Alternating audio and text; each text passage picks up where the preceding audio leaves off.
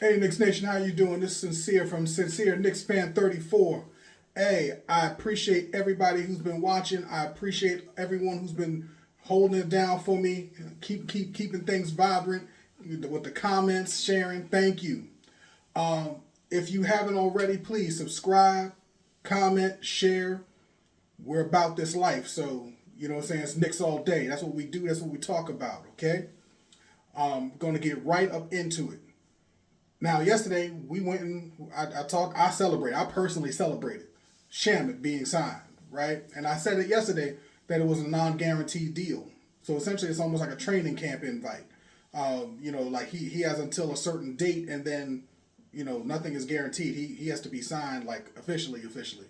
But what I'm talking about right now, what got my camera running, is the idea that we signed Malcolm Brogdon. Now, I'll be honest with you, I was like, what? Like, what's going on here, right? Because we only have one spot for veteran signing. So for the fact that we have only one spot for veteran signing, and we already have three people that are signed up, and from what it's been said so far, is that the Knicks like the idea of having Brogdon and even keeping him in the rotation. And they like Shamet, but it's going to be either Brogdon and Shamet or Brogdon and Matthews, a gentleman by the name Matthews. He shoots very similarly to Shamet. Now, I'll be honest, I don't know his defensive level. I don't know if he's on the same level as Shamet, but he could definitely shoot the three. And he does have a bit of toughness, so I wouldn't be surprised if he's a willing defender. But he definitely seems to be, in the highlights that I've seen, he looks like a person who has a certain level of grit or toughness, So I wouldn't be surprised if he can apply himself on a defensive end.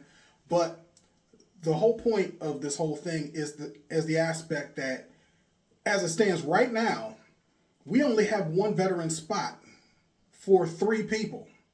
Now, I like this from one standpoint, is the idea that you got to compete for your spot. From that standpoint, I think management is very wise. They're smart.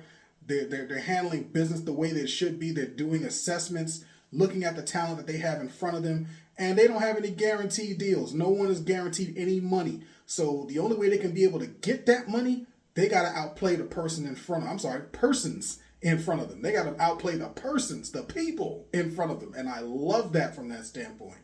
Because when you come and play for the New York Knicks in a time like this, we need people that have that dog in them.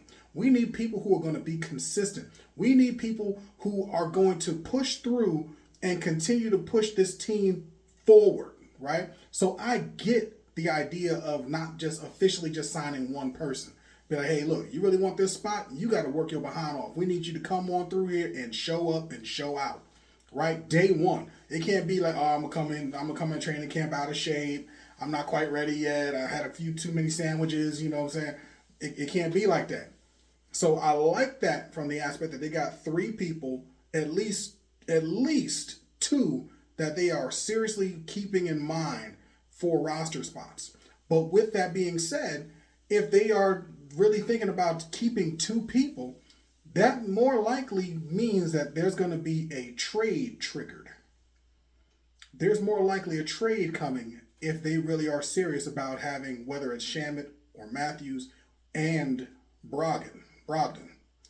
I said it before, I'm not a big fan of Brogdon, but I do believe in our management. I believe that Mike Brown is not going to, day one, be like, let me play around and just throw players in here that I think or hope might work out.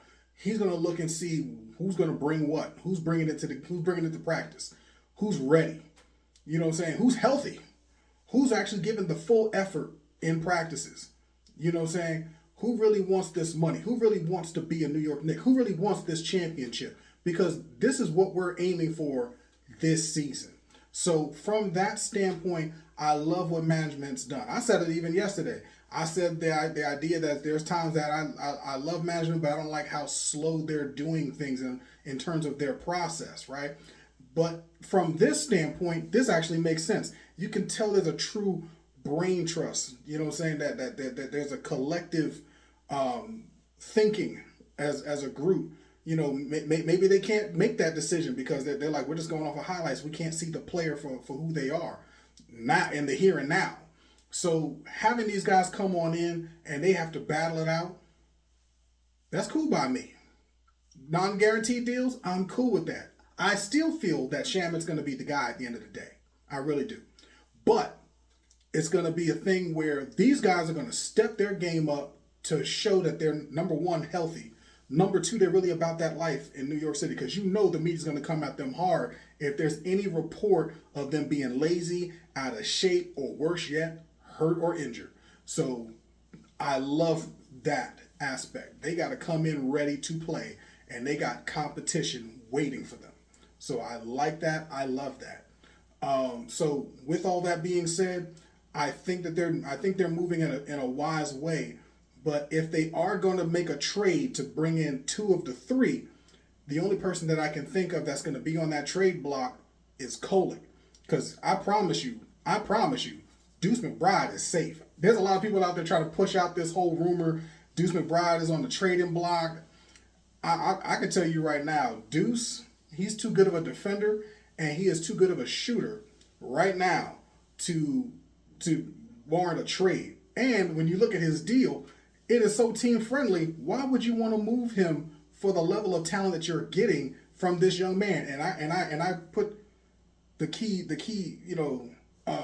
focus on young, right? He still has years to go. So looking at that, moving forward, Shamet, Matthews, Brogdon, they're going to be battling out. They're going to see what it's going to be. If you yourselves have people that you're thinking of that might be better fits that are not in training camp right now, hey, please put it in the comments. Put it in the comments, please.